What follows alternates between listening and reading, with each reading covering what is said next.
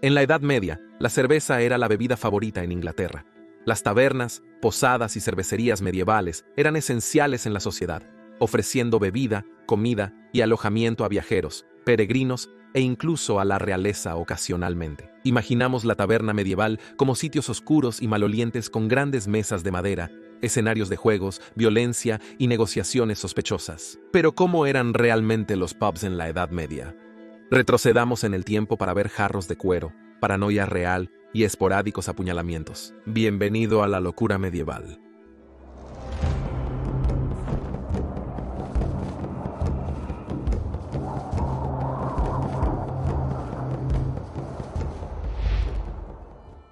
Santas Últimas Órdenes.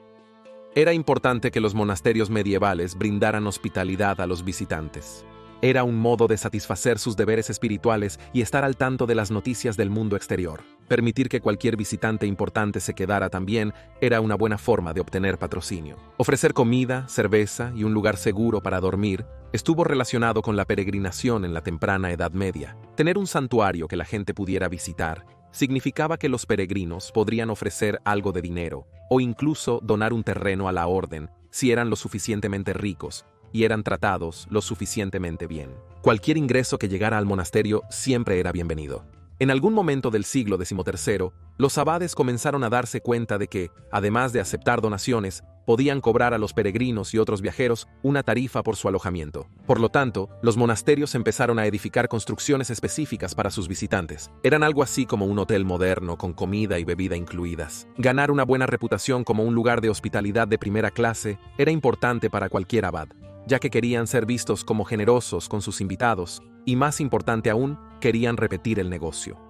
Debido a su importancia y porque albergaban numerosas órdenes monásticas, ciudades como Londres y York se encontraban inundadas de invitados. Otros, en lugares más oscuros o aislados, se encontraban endeudados, lo que resultó en una situación en la que los visitantes ricos aún eran bienvenidos, pero los viajeros más pobres eran rechazados en las puertas de la abadía. Era habitual que los visitantes se fueran el tercer día de su estancia, y solo se esperaba que permanecieran más tiempo si estaban enfermos o si el clima era tan malo que sería peligroso salir.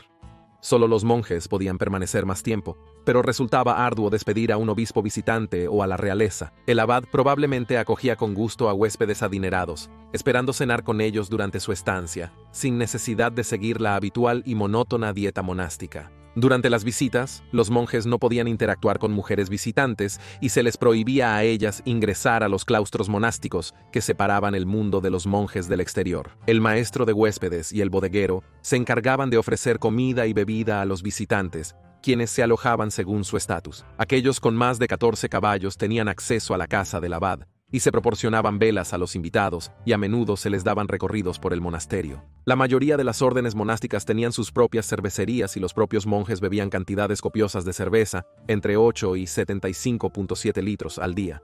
Había una gran cantidad de bebida en marcha, y realmente estas hosterías monásticas fueron el génesis del pub británico. La cerveza era una parte integral de la dieta diaria en la Edad Media, y en el período medieval temprano, la mayoría de los cerveceros eran mujeres. El primer registro de la palabra alewife fue en 1393, y significaba una mujer que mantiene una cervecería. Esta no era la estructura de pub con un propósito específico que conocemos hoy. Simplemente sería un caso de la esposa elaborando cerveza para su familia en un entorno de casa doméstica en el campo donde vivía la mayoría de la gente. Si había un excedente de cerveza, entonces ella podría compartirlo con el resto de los aldeanos o incluso venderlo a los transeúntes. Estas pequeñas cervecerías levantarían una estaca de cerveza o un poste de cerveza sobre la puerta para que la gente supiera que una cerveza estaba lista. Las mujeres se encargaban de todas las labores de cocina, como moler grano, preparar masa, hornear pan y cultivar hierbas. Por economía, es lógico usar el excedente de grano para, por ejemplo, hacer cerveza en vez de desperdiciarlo. Algunos propietarios improvisaron creando un área para beber para los clientes dentro de sus propias casas. Con la expansión de las ciudades no pasó mucho tiempo antes de que la idea de cobrar una tarifa por proporcionar cerveza se popularizara. En la temprana Edad Media, la mayoría de los siervos estaban ligados a la tierra de su señor, reduciendo la necesidad de viajar. Pero para el siglo XIV, y especialmente después de la Peste Negra, los viajes se volvieron más populares y la necesidad de posadas y tabernas creció. Había largos tramos de campo entre los pueblos, y especialmente en las carreteras más utilizadas hacia las grandes ciudades, la necesidad de un lugar seguro para dormir durante la noche era imprescindible. Posada hoy, taberna mañana. En su mayoría, las posadas proporcionaban alojamiento para dormir con comida caliente, las tabernas servían vino y estaban más centradas en la bebida, y las cervecerías vendían cerveza. En ciudades menores, las posadas usualmente se ubicaban en puntos centrales o cruces de caminos. Se transformaron en un núcleo económico, esenciales para la vida social y política de la zona. Muchos levantamientos empezaban con un ferviente debate en una posada, igual que la violencia por ebriedad.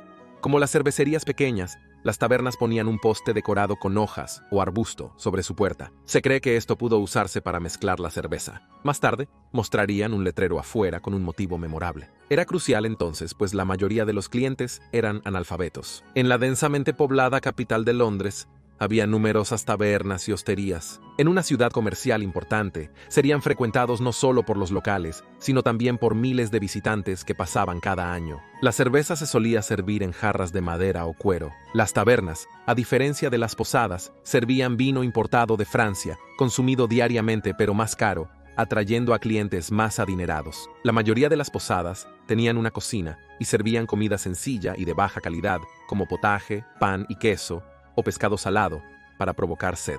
Las carnes asadas o tocino pueden añadirse al potaje o en pasteles. Los platos podrían ser de madera o podrían ser trincheras hechas de pan rancio. Se esperaba que los clientes trajeran su propio cubierto o comieran con las manos. Por dentro, las tabernas y posadas habrían sido lugares sombríos, fríos en invierno pero frescos en verano, con las únicas fuentes de luz y calor siendo las velas y un fuego ubicado centralmente. Grandes mesas de trébol y bancos proporcionaban un lugar para sentarse mientras se comía y bebía. La mezcla de olores del suelo de paja habría sido lacrimógena y probablemente compuesta de estiércol de caballo, olor corporal y comida podrida derramada, junto con un poco de cerveza agria.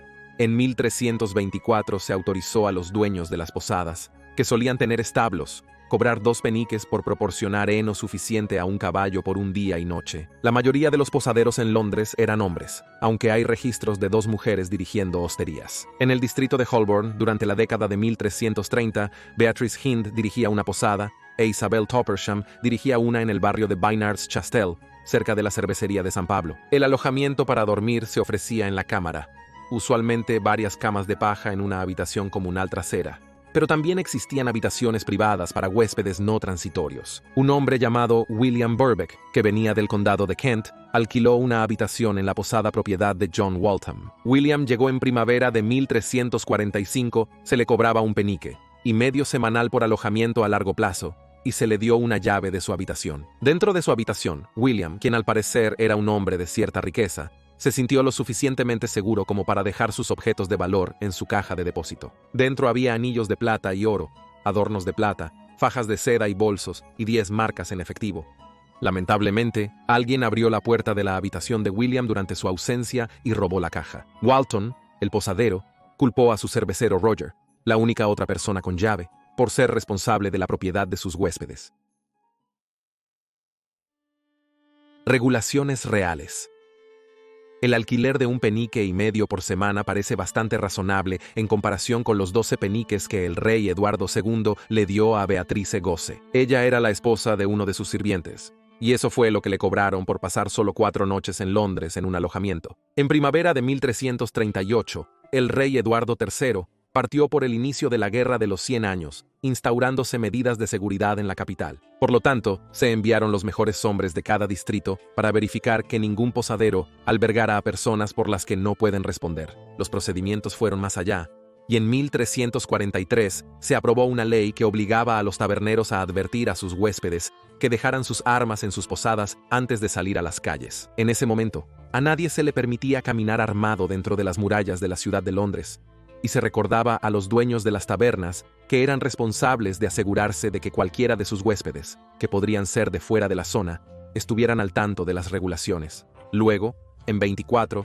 se advirtió a los 24 concejales de Londres que todos los hosteleros y posaderos de sus distritos debían tener buena fama, ya que estaban obligados a denunciar a cualquier personaje sospechoso y no permitir a ningún malhechor en sus alojamientos. Siempre que el rey se alojaba en Londres con su enorme séquito de cientos de personas, sus mariscales entraban en la ciudad y se apropiaban de suficientes posadas y hogares privados para que se alojaran en ellos. Marcaban el frente de cada lugar con tiza. Edward probablemente se inspiró en su padre, el rey Edward II, quien reservó varias posadas en Londres para albergar a los invitados de su coronación. A la gente importante se le permitió quedarse con sus asistentes gratis hasta 4 días después del evento. Cuando entra la cerveza, sale el ingenio. Incluso hoy, los pubs a menudo se asocian con comportamiento antisocial y violencia, y la Edad Media no era diferente. En 1272, Robert Bernard asesinó a Ralph, hijo de un vicario, con un hacha. En 1301, en la taberna de Anias, en Nottingham, Walter Emily fue apuñalado mortalmente. Su asesino huyó a Escocia y se unió al ejército, donde más tarde fue perdonado por el rey por buen servicio. Luego, en 1306, Thomas Blendersaw fue expulsado de su casa y desterrado del área porque iba a la taberna por la noche. Se emborrachaba y era peleón y una molestia para los vecinos. Parecería que al alcalde Johann Blount, quien escuchó el caso de Thomas, le gustaba ser duro con las personas que regularmente se emborrachaban y perturbaban la paz. Gracias por ver este episodio de Locura Medieval. Disculpen si mi voz está destruida. Acabo de volver de 5 días en el Festival de Glastonbury y estoy sufriendo. Suscríbete para aprender más de historia medieval. Nos vemos en el próximo video. Saludos.